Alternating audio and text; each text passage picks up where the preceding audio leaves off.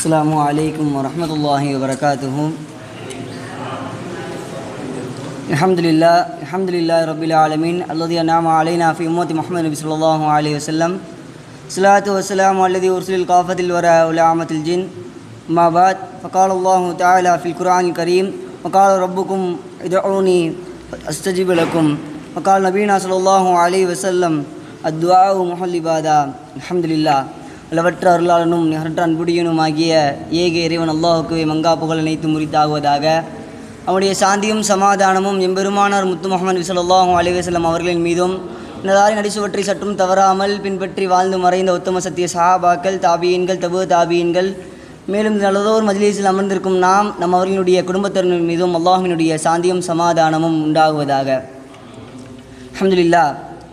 உங்களுக்கு முன்னாடி நம்ம எப்படி அல்லாஹ்கிட்ட துவா கேட்கணும், துவாவுடைய சிறப்பு எப்படி அப்படின்றத பற்றி ஒரு சின்ன துவாவுடைய சிறப்பை பற்றி பேசிட்டு போயிடுறேன். நம்ம எத்தனை நபர்கள் நம்மளுடைய தேவைகளை அல்லாஹ்கிட்ட கேட்குறோம்? நம்ம அத்தனை பேருமே நம்மளுக்கு முதல்ல ஏதாவது ஒரு கஷ்டம் வந்துருச்சு, ஏதாவது ஒரு துன்பம் ஏற்பட்டுருச்சு அப்படின்னா நம்மள்ட்ட பக்கத்தில் இருக்கக்கூடிய நண்பர்கள்ட்டையோ இல்லை உஸ்தாதுமார்கள்ட்டையோ அல்லது பெற்றோர்கள்கிட்ட தான் கேட்குறோம். மாறாக நம்ம கேட்கக்கூடிய முதலாவதாக நம்ம யார்கிட்ட கேட்கணும்? அல்லாஹ்கிட்ட கேட்கணும். ஏன்றால் அல்லாஹு தஆலா தான் அந்த படைக்கப்பட்ட அந்த மனிதர்களுக்கே சக்தி கொடுத்துருக்கான். அப்படி இருக்கப்ப நபிகள் நாயகம் ஸல்லல்லாஹு அலைஹி வஸல்லம் சொல்கிறாங்க, துவா என்பது வணக்கங்களுடைய மையமாக இருக்குது. ஆக வணக்கம், தொழுகை எவ்வளோ முக்கியமான ஒரு விஷயம். அல்லாஹ்கிட்ட பேசக்கூடிய இடம் தொழுகை என்பதாக நம்ம பார்க்குறோம். அப்படிப்பட்ட தொழுகைக்கு மையமாக இருக்கக்கூடிய துவாவை நம்ம எப்படி கேட்டுட்ருக்கோம்? அல்லாஹ்வின் நல்லடியார்களே, அல்லாஹு தஆலா குர்ஆனில் கூறுறான், கால ரப்புக்கும், நீங்கள் உங்களுடைய இறைவன்கிட்ட ரப்பு சொல்கிறான், இதௌனி, இன்றை கேளுங்க, அஸ்தஜிபு லக்கும், நான் உங்களுடைய துவாக்களை அங்கீகரிக்கிறேன், அந்த துவாக்களை நான் ஏற்றுக்கொள்கிறேன் என்பதாக அல்லாஹ் தஆலா கூறியிருக்கிறான். அது அல்லாஹ் நல்லடியார்களே, அல்லாஹ்விட்ட நம்ம எப்போ கேட்கணும்? அல்லாஹ் தஆலாட்ட கேட்கறதுக்குன்னு தனிப்பட்ட நேரம் இருக்குது. நம்ம ஒரு மனுஷன்கிட்ட கேட்குறோம், சில விஷயங்களில் நம்ம ஒரு மனுஷன்கிட்ட கேட்குறோம் அப்படின்னா அவனுக்குன்னு பிடிச்சமான ஒரு பரிச்சயமான நேரத்தில் கேட்போம்ல. இப்போ உஸ்தாத் இருக்காங்க, தாரிக் உஸ்தாத் இருக்காங்க, தாரிக் உஸ்தாத் எப்போ நிம்மதியாக இருப்பாங்களோ, எப்போ ராஹத்தாக இருப்பாங்களோ அப்போ போய் கேட்டால் உடனே ஏற்றுப்பாங்க, உடனே இதுக்கு பர்மிஷன் கொடுப்பாங்க. அப்படி இருக்கிறப்ப அதே மாதிரி அல்லாஹ்வுக்கும் ஒரு சில நேரங்கள் இருக்குது. அது எப்போ அப்படின்னு பார்க்குறப்ப ஒரு 5 நேரம்.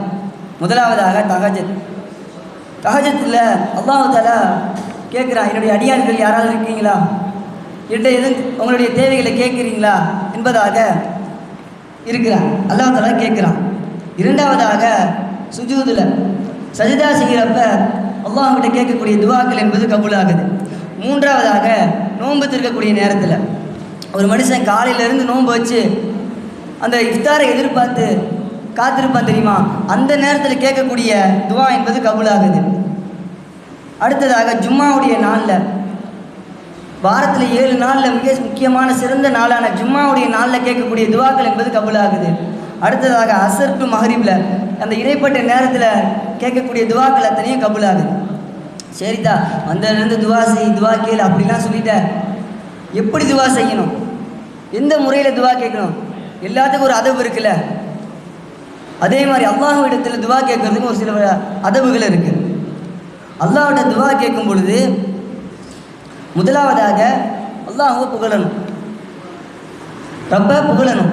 இரண்டாவதாக நபிகள் நாயகம் ஸல்லல்லாஹு அலைஹி வஸல்லத்தின் மீது துவாவை ஸலவாத் ஓதணும். மூன்றாவதாக நம்ம கேட்கக்கூடிய துவாவில் ஓர்மை இருக்கணும். இப்போ இந்த ஒரு தேவை கேட்குறோம் அப்படின்னா அந்த மன ஓர்மையோடு கேட்கணும். நான்காவதாக முழு நம்பிக்கையுடன் கேட்கணும். ஐந்தாவதாக இந்த ஒரு அவசரமும் இல்லாமல் அல்லாஹ்விட்ட துவா கேட்கணும்.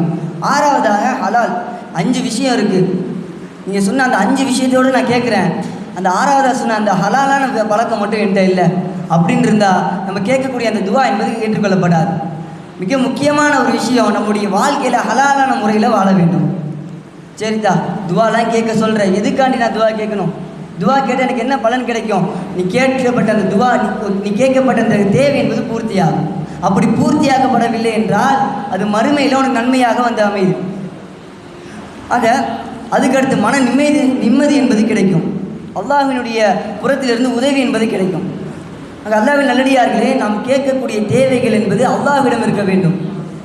இப்போ வரக்கூடிய காலத்தில் அதிகமாக நம்முடைய தேவைகளை அல்லாஹ்விடம் கேட்கக்கூடிய பாக்கியத்தை வல்லோன் ரஹ்மான் உங்களுக்கும் எனக்கும் தந்தருள் புரிவானாக என்று கூறி என்னுடைய உரைக்கு தெரிவிக்கிறேன். ஆஹிரு தஅவானா அல்ஹம்துலில்லாஹி ரப்பில் ஆலமீன். அஸ்ஸலாமு அலைக்கும் வரஹ்மத்துல்லாஹி வபரகாத்துஹு.